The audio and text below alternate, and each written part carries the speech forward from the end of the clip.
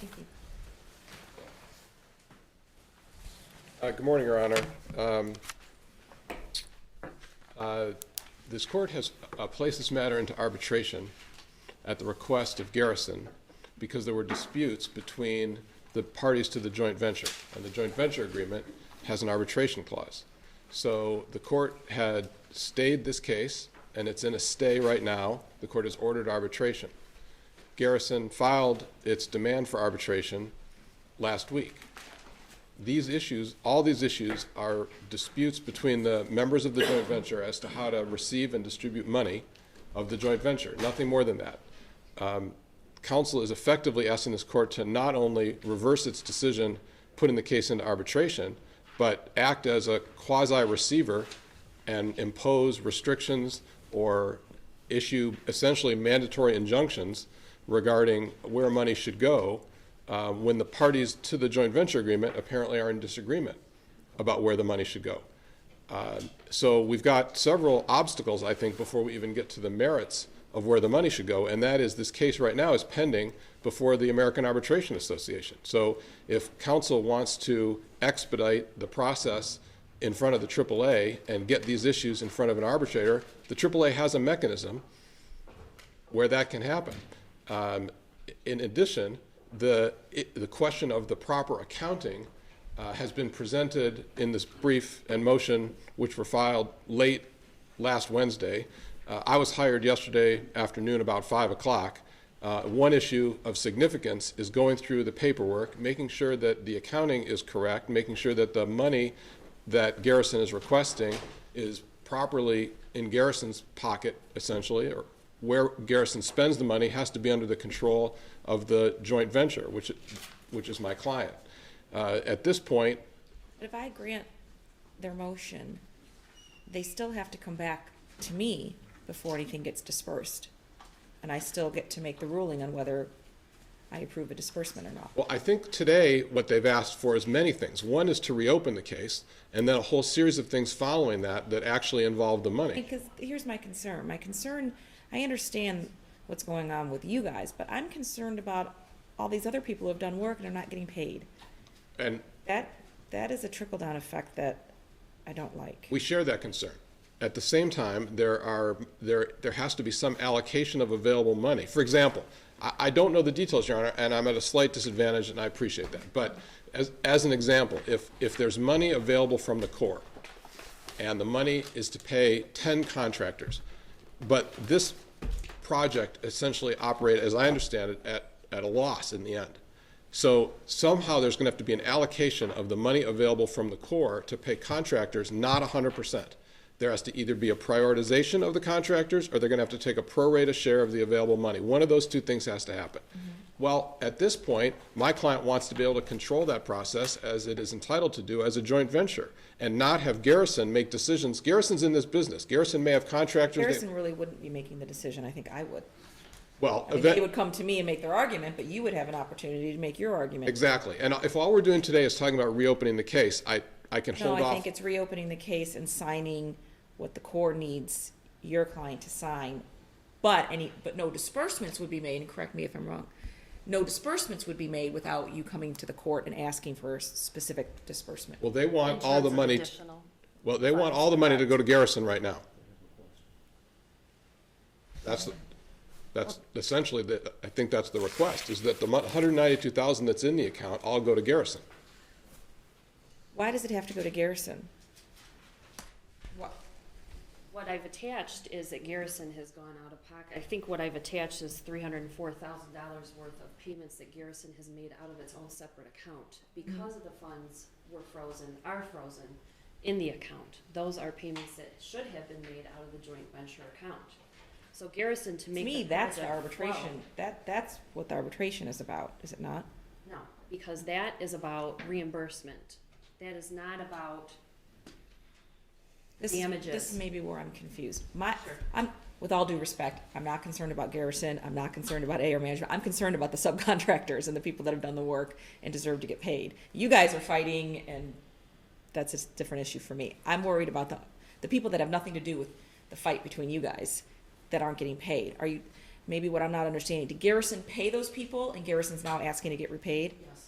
Okay, because I didn't understand your argument then when you're saying someone's withholding reports, someone's not getting paid. The motion's twofold. The first part of it is Garrison's gone out of pocket $500,000 to keep the project afloat and keep it moving. Because it couldn't get to those funds. So there are funds available from which it should be reimbursed. All the $192,000 that's sitting in the account should have been used to pay what Garrison paid out of its own pocket. The second part of the motion is air management is not cooperating, they're refusing to cooperate so that the Corps can't disperse future payments. There's a pay application that's been submitted. I don't even know if it's active anymore in the system because it's been so long, but they're not cooperating so that we can't. So are you these saying people have Garrison been at this owed. point is not going to continue to pay out of pocket to pay these people, so now the Corps, It can. because I froze the assets, there's money there the Corps could use to pay these people, No. The only assets frozen are $192,000. right? Garrison wants that money to reimburse itself for money they've already paid out. This is what, I mean, there's two issues. Right. There's Garrison wanting to get reimbursed, but there's also some other people that need to get paid as well. I'm concerned about these other people that need to get paid, and where's that money gonna come from? That money has to come from the Corps. Right. And- See, what I'm willing to do is unfreeze that 192,000 to pay these other people, not to reimburse Garrison. But the important part, and I guess maybe what I need to explain better to the court is that the $192,000 was earmarked for what Garrison has paid out. I understand that. I understand that, So- but Garrison voluntarily did it, and you didn't come to the court to ask me to do what you're asking me to do. Maybe you should have come to the court before and said, these people need to get paid. Can we unfreeze these assets and pay them? Garrison evidently stepped up and paid out of their own pocket. Garrison did that prior to any complaint having been filed, any injunctive relief having been filed, but See, I will think say that this. gets to the core of the arbitration. But That's maybe what couple I'm not points. getting. Judge Biernat over in Macomb Circuit did grant our equitable relief, which at that point was pay application 19, saying, Judge, these, again, we were having an issue. These people need to He get paid okayed out of everything this. getting paid out except a payment to air management or somebody. But the important part is that last pay application number 19, and I don't have the exact figures, but I want to say it was a $364,000 payment by the Corps to the joint venture. So not only were there subcontractors, suppliers, and I guess vendors, to me, all these issues were there when you asked for the arbitration. All these, I mean, because I remember when you guys came in, and I spoke to Judge Biernat, I remember, and it was subsequent to that you asked for it to go into arbitration. So these issues were already there for you to bring up to me before asking to send it to arbitration. So I'm not really understanding why you're coming to me now. they're not damages. It's reimbursement for what Garrison has paid its I'm the joint assuming your venture's client is subcontract. arguing you don't agree with the payments they made. That's part of it, yes. And in addition, Your Honor, you've made the point, which is these issues were live issues at the time the case was pending in this court. It's been moved into arbitration, and there are procedures in the AAA for dealing with this. And so we're objecting to the motion to reopen the case on that basis that it belongs in arbitration. We're all concerned about paying the subcontractors. There are legitimate procedural issues, though, in terms of this court's jurisdiction. We'd be happy to sit down. I'm certainly happy to sit down with counsel this afternoon with my clients. I offered to set up a meeting later this week to sit down. Nobody wants these subcontractors to suffer. That's not the point. The point is to manage the process in the court system to make sure it goes according to procedure.